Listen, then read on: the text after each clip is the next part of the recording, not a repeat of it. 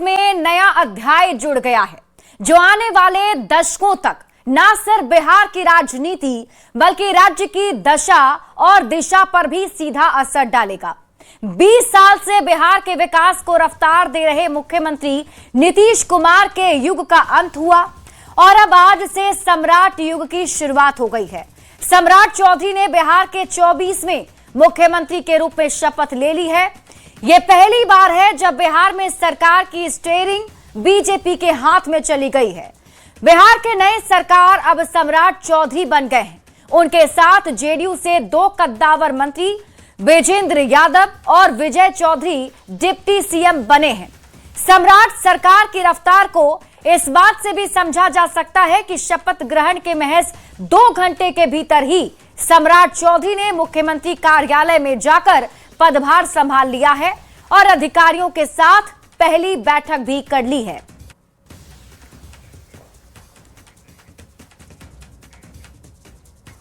तो मुख्यमंत्री बनने के साथ ही सम्राट चौधरी पूरी तरह से एक्शन में हैं।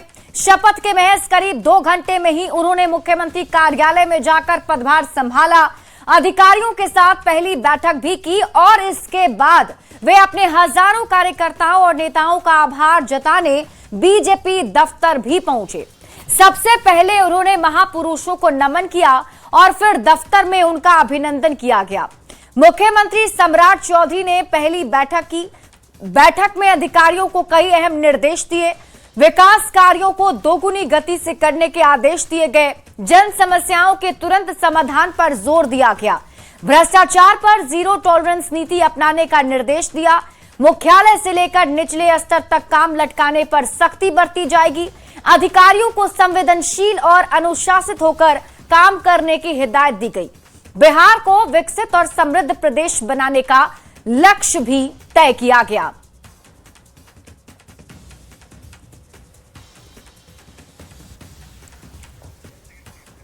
तो ये तस्वीर हम आपको दिखा रहे हैं। आज जैसे ही शपथ ग्रहण सम्राट चौधरी ने की, उसके बाद सबसे पहले मुख्यमंत्री कार्यालय जाकर पदभार संभाला, पहली बैठक उन्होंने की।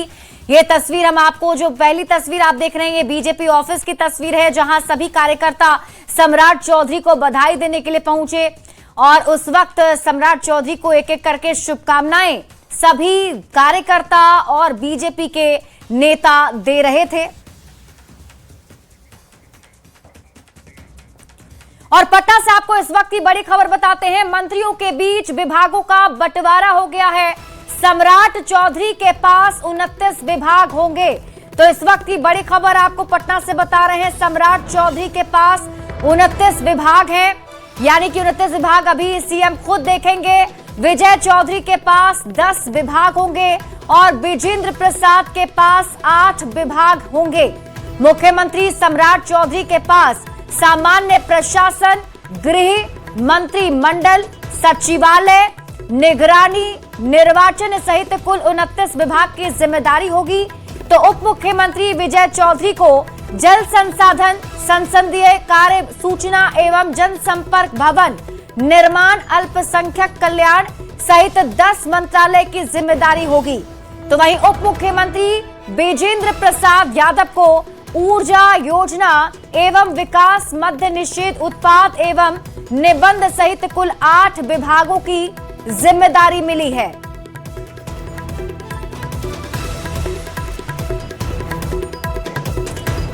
और इसी बीच पटना से आपको एक और बड़ी खबर बताते हैं, जहां मुख्यमंत्री सम्राट चौधरी ने नीतीश कुमार से शिष्टाचार मुलाकात की है। तो इस वक्त की बड़ी खबर राजधानी पटना से। मुख्यमंत्री सम्राट चौधरी ने नीतीश कुमार से मुलाकात की। ये शिष्टाचार मुलाकात, तस्वीरें हम आपको दिखा रहे हैं। ये स्क्रीन पर आप तस्वीर देखें जहां पर ये दोनों नेताओं की मुलाकात हुई है और ये शिष्टाचार मुलाकात आज सीएम शपथ ग्रहण सम्राट चौधरी ने मुख्यमंत्री के तौर पर किया और उसके बाद देखिए पहली मुलाकात सम्राट चौधरी की नीतीश कुमार के साथ। सुपर एक्सक्लूसिव तस्वीर हम आपको दिखा रहे हैं। कल तक देखे मुख्यमंत्री बिहार के नीतीश कुमार थे, कल तक नीतीश युग था और आज से सम्राट युग की शुरुआत हुई है। हमारे साथ न्यूज 18 संवाददाता आनंद अमृतराज अधिक जानकारी के साथ जुड़ गए हैं। आनंद, ये मुलाकात भी काफी खास, एक पूर्व मुख्यमंत्री और अब जो नए मुख्यमंत्री हैं उनकी मुलाकात? आज शपथ लिया मुख्यमंत्री सम्राट चौधरी ने और उसके बाद एक अपने अधिकारी के साथ एक बैठक की और उसके बाद बीजेपी कार्यालय भी गए और उसके बाद पूर्व मुख्यमंत्री और जेडीयू के राष्ट्रीय अध्यक्ष नीतीश कुमार से मुलाकात करने पहुंचे और इसे उन्होंने अपने सोशल मीडिया पर डाला और उन्होंने लिखा है कि एक शिष्टाचार मुलाकात। जाहिर तौर पर सम्राट चौधरी के मुख्यमंत्री बनाने में नीतीश कुमार की भी बड़ी भूमिका है और जब वो वहां पर पहुंचे तो उस वक्त जेडीयू के राष्ट्रीय कार्यकारी अध्यक्ष संजय झा भी मौजूद थे और बिहार के डिप्टी सीएम विजय चौधरी भी मौजूद थे और ललन सिंह भी मौजूद थे। तो जो भी जेडीयू के बड़े नेता थे वो भी वहां पर मौजूद थे और उसी दौरान सम्राट चौधरी जो बिहार के मुख्यमंत्री हैं उन्होंने पूर्व मुख्यमंत्री नीतीश कुमार से शिष्टाचार मुलाकात की और ये मुलाकात बेहद सुखद वातावरण में हुआ। चारों नेताओं ने काफी अच्छे से एक दूसरे से बातचीत की और एक जो मैसेज देने की कोशिश की है सम्राट चौधरी ने। सबसे बड़ी बात है कि नीतीश कुमार लगातार सम्राट चौधरी की तारीफ करते रहे और सम्राट चौधरी ने भी पूरी तरीके से निभाने की कोशिश की है और जैसे ही आज मुख्यमंत्री बने तो एक शिष्टाचार मुलाकात बनता था और जाकर उन्होंने एक अन्य मार्ग में पूर्व मुख्यमंत्री नीतीश कुमार से मुलाकात की। तो ये एक बड़ा मैसेज है। साथ में ये भी मैसेज है कि नीतीश कुमार ने जो 7 निश्चय पार्ट 3 की शुरुआत की थी और उन्होंने कहा था कि आने वाले 5 साल में विकसित बिहार बनेगा। तो सम्राट चौधरी भी जो आज उन्होंने अधिकारियों की पहली बैठक के बाद जो निर्देश दिए थे उसमें बहुत कुछ झलक वो दिखता है। और उसके बाद पूर्व मुख्यमंत्री नीतीश कुमार से मुलाकात करने के बाद जो सम्राट चौधरी ने सोशल मीडिया पर पोस्ट किया उसमें उन्होंने लिखा कि नीतीश जी के साथ एक शिष्टाचार मुलाकात करने में गया। तो ये अच्छा पल है, एक सुखद क्षण है, एनडीए के लिए भी बेहद महत्वपूर्ण क्षण है कि जेडीयू और एनडीए के जो भी बड़े नेता हैं वो आपस में उनका तालमेल काफी बेहतर है और जिनकी तस्वीर इस वक्त हमारे स्क्रीन पर हमारे दर्शक देख रहे हैं। नहीं, बिल्कुल आनंद, ये कहा भी जा रहा है कि आगे भी जो सरकार ये काम करेगी वो भी नीतीश कुमार के नेतृत्व में उनके मार्गदर्शन में चलेगी। ये भी कह रहे हैं कि नीतीश मॉडल ही चलेगा। तो एक क्या वो भी एक मैसेज देने की कोशिश ऐसी तस्वीरों के जरिए? देखिए बिल्कुल देखिए जैसे कि मैंने आपको बताया कि नीतीश कुमार का मार्गदर्शन मिलता रहेगा, ये मुख्यमंत्री सम्राट चौधरी ने भी कहा है। और सबसे बड़ी बात है कि अगर आप तमाम फोटो को देखें तो उसमें सम्राट चौधरी झुककर प्रणाम करते हुए एक गार्जियन की भूमिका में नीतीश कुमार नजर आ रहे हैं और उसी तरीके से आशीर्वाद लेने की कोशिश इस वक्त बिहार के मुख्यमंत्री सम्राट चौधरी ने किया है। तो जाहिर तौर पर एक बड़ा मौका है और इसलिए भी महत्वपूर्ण हो जाता है कि आज ही उन्होंने शपथ लिया और शिष्टाचार मुलाकात करने के बाद जब वहां से उन्होंने एक प्रपोज किया और जो बातें लिखी तो बेहद महत्वपूर्ण है। और सबसे बड़ी बात है कि इस वक्त जिस तरीके से जो भी फोटो हमारे दर्शक देख रहे हैं उसमें अगर आप गौर से देखें तो चारों के चेहरे पे एक मुस्कुराहट है। एक मुस्कुराहट का मतलब कि एक बॉन्डिंग की चर्चा हम लोग इसके पहले भी लगातार करते आए थे कि जब नीतीश कुमार समृद्धि यात्रा में सम्राट चौधरी के साथ जब जाते थे तो उस वक्त जब भाषण खत्म होता था तो सारे नेताओं को बुलाते थे, लेकिन सम्राट चौधरी के पास जाकर जिस अपनापन से वो उसको पकड़ते थे और जनता से ताली बजवाते थे वो एक मैसेज था। और आज भी जब सम्राट चौधरी बिहार के मुख्यमंत्री बन गए हैं तो ये बॉन्डिंग इस तस्वीर में दिखती है जो बेहद महत्वपूर्ण है। ठीक है आनंद, आप इस खबर पर नजर बनाकर रखिए। शुक्रिया इस अपडेट के लिए। तो सीएम बनने के बाद सम्राट चौधरी का बयान भी सामने आ गया। देखिए, सीएम बनने के बाद सम्राट चौधरी ने पहला जो बयान दिया उसमें यही कहा है कि बिहार में नीतीश मोदी मॉडल चलेगा, बिहार के लोग संतुष्ट रहें। तो सीएम सम्राट ने पहला बयान दिया जिसमें उन्होंने कहा है कि बिहार में नीतीश मोदी मॉडल चलेगा। क्या कुछ उन्होंने और कहा है आपको दिखाते हैं। आज से ही बिहार के लिए काम शुरू कर दूंगा और बिहार में स्पष्ट तौर पर रहिए, यहाँ नरेंद्र मोदी जी और नीतीश मॉडल ही चलने वाला है। आज से ही बिहार के लिए काम शुरू कर दूंगा और बिहार में स्पष्ट तौर पर रहिए, यहाँ नरेंद्र मोदी जी और नीतीश मॉडल ही चलने वाला है। तो सम्राट चौधरी के सीएम पद की शपथ लेने के बाद परिवार में भी खुशी का माहौल है। शपथ ग्रहण समारोह में सम्राट चौधरी के परिवार भी मौजूद रहे। लोक भवन में आयोजित समारोह में पत्नी ममता कुमारी, बेटी चारू प्रिया और बेटे प्रणय चौधरी की आंखों में गर्व और खुशी साफ झलक रही थी। जब सम्राट चौधरी ने मुख्यमंत्री पद की शपथ ली तो सिर्फ एक नेता का नहीं बल्कि एक पूरे परिवार के सपनों का सफर मुकाम तक पहुंचा। सम्राट चौधरी की शपथ के बाद पत्नी ममता कुमारी की पहली प्रतिक्रिया भी सामने आई है। हमें ये तो सभी बिहार वासियों को शुभकामनाएं। ईश्वर की कृपा होती है, कभी कभी ईश्वर की कृपा होती है। पूरा लड़ाई हम लड़े, लव कुश बनाए, समता पार्टी बनाए, हम पार्टी बनाए, लेकिन सफलता नहीं मिली। लेकिन आज अमित शाह, नरेंद्र मोदी और नीतीश की कृपा से सम्राट जी आगे बढ़ गए। नीतीश जी के योगदान को आप मानते हैं? नीतीश जी के योगदान को मानते हैं? नीतीश की वजह से आज सम्राट जी मुख्यमंत्री बन गए। उन्हीं का आशीर्वाद है, उन्हें बदलेंगे बिल्कुल। तो आपने कभी सोचा था कि सम्राट जी मुख्यमंत्री बनेंगे? कभी आपने ये कभी सोचा था?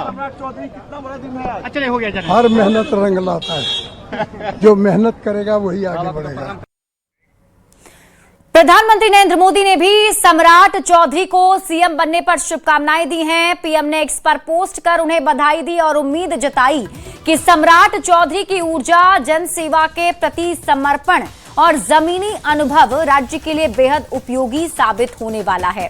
पीएम मोदी ने लिखा है कि मुझे पूर्ण विश्वास है कि उनके कुशल नेतृत्व में जनता जनार्दन की आकांक्षाओं को पूरा करते हुए बिहार चौतरफा विकास की नई ऊंचाइयों को छुएगा। प्रधानमंत्री ने जेडीयू कोटे से डिप्टी सीएम बने विजय कुमार चौधरी और विजेंद्र प्रसाद यादव को भी शुभकामनाएं दी हैं।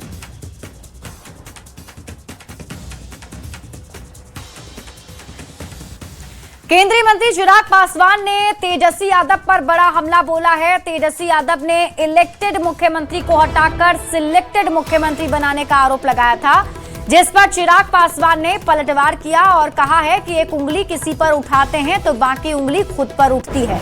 अपने परिवार के इतिहास को देखना चाहिए। लालू यादव के जेल जाने के बाद सिलेक्शन के जरिए मुख्यमंत्री बनाया गया था। यहां तो फिर भी गठबंधन में कई दल हैं। सम्राट चौधरी को सर्वसम्मति से गठबंधन में नेतृत्व के तौर पर चुना गया है। जब ये एक उंगली किसी पे उठाते हैं ना तो बाकी की उंगलियां स्वतः खुद पे कैसे मुड़ती हैं, उसका जवाब दें। अपने परिवार के इतिहास को ही टटोल के देख लें। आदरणीय लालू जी के जेल जाने के बाद किस सिलेक्शन के माध्यम से अगले मुख्यमंत्री का चयन किया गया था।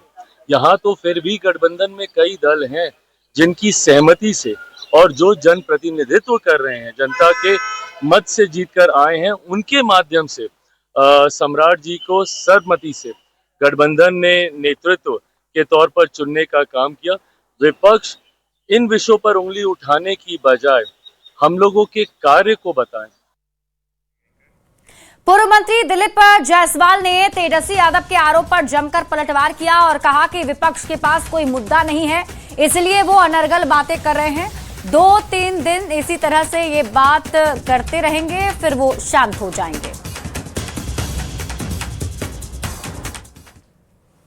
इसलिए इस सब तरह की बात करना, विपक्ष के पास कोई मुद्दा नहीं है, तो अब यही सब 2-3 दिन करेंगे। 2-3 दिन बाद फिर जो है शांत हो जाएंगे। तेजस्वी यादव ने कहा कि हमेशा 9वीं फेल करने वाले और दल को अपने मुख्यमंत्री बना दिया। ये सब अब बोले ना कि उनके पास कोई काम नहीं है, तो यही सब बात करेंगे। सांसद शंभू शरण पटेल ने सम्राट चौधरी के सीएम बनने पर उन्हें बधाई दी है। 9वीं पास और 7वीं पास वाले बयान को लेकर कहा कि कोई मुद्दा ही नहीं है। 2 मुख्यमंत्री के संतान होने के बाद भी तेजस्वी 10वीं पास नहीं कर सके, ये बीजेपी की गलती नहीं है। मुख्यमंत्री के 2 मुख्यमंत्री के बेटा रहते हुए और अगर उन्होंने 10वीं नहीं पास किया तो तेजस्वी यादव जी की गलती है। वो तो अब हम लोगों की या मेरी पार्टी की गलती ये नहीं है। और अब बात कटिहार की करेंगे, जहां पीएनजी का पहला घरेलू कनेक्शन तय समय सीमा के भीतर स्थापित कर दिया गया है। तेजा टोला निवासी संजय कुमार ठाकुर के घर पर रसोई में ये कनेक्शन लगते ही परिवार में खुशी का माहौल है। गैस से चाय और भोजन बनाकर महिलाओं ने संतोष जताया और ये सुविधा शहर में स्वच्छ और सुरक्षित ईंधन की दिशा में बड़ा कदम मानी जा रही है। अब लोगों की नजर इस पर है कि कब तक पूरे कटिहार में पीएनजी कनेक्शन का विस्तार होगा ताकि अधिक से अधिक घरों को इसका लाभ मिल सके। पूरे बिहार के साथ साथ आज कटिहार के लिए भी बहुत खास दिन है।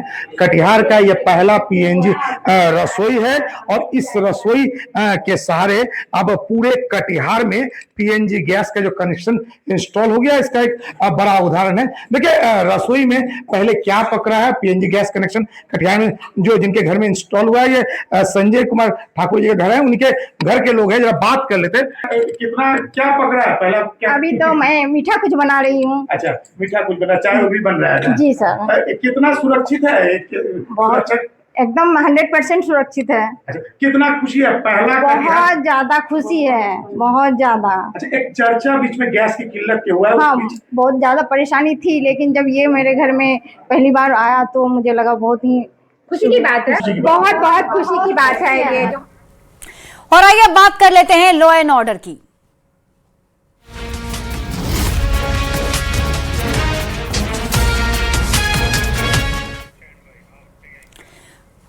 चाईबासा से आपको बड़ी खबर बताते हैं। चाईबासा के सारंडा में नक्सलियों और सुरक्षा बलों के बीच मुठभेड़ जारी है।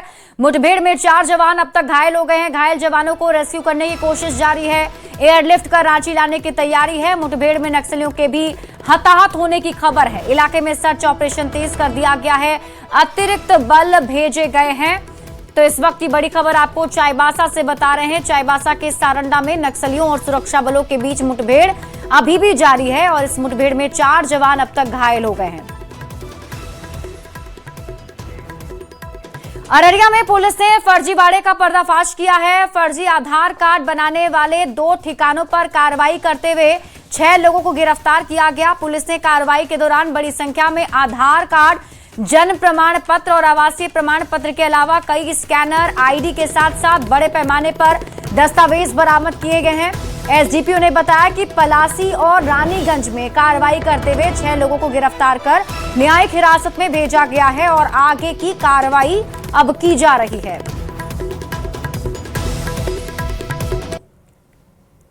जो यूज हो रहा है, हमें जो सूचना प्राप्त हुई और हमारा जो इन्वेस्टिगेशन रहा है, अभी कुछ दिन पहले फॉरबिसगंज में भी एक आधार सेंटर अनाधिकृत चल रहा था, वहाँ भी सेम प्रॉक्सी आईडी यूज हो रहा था। तो हम ये कह सकते हैं कि ये प्रॉक्सी आईडी और भी बहुत जगह यूज हो रहा होगा, जिस पर हम लोग कर रहे हैं। वो काम सही कर रहे हैं, गलत कर रहे हैं, बट काम वो इलीगल कर रहे हैं। काम जो उनका प्रोसेस गलत है, जो कानून का उल्लंघन है, जिस पर हम लोग लगातार छापेमारी कर।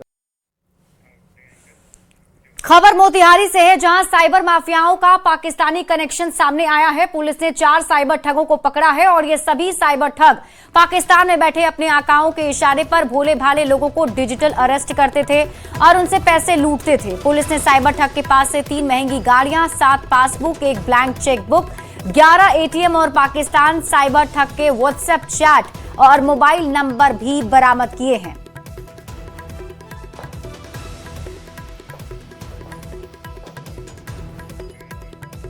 और आइए अब नजर डाल लेते हैं देश दुनिया की खबरों पर।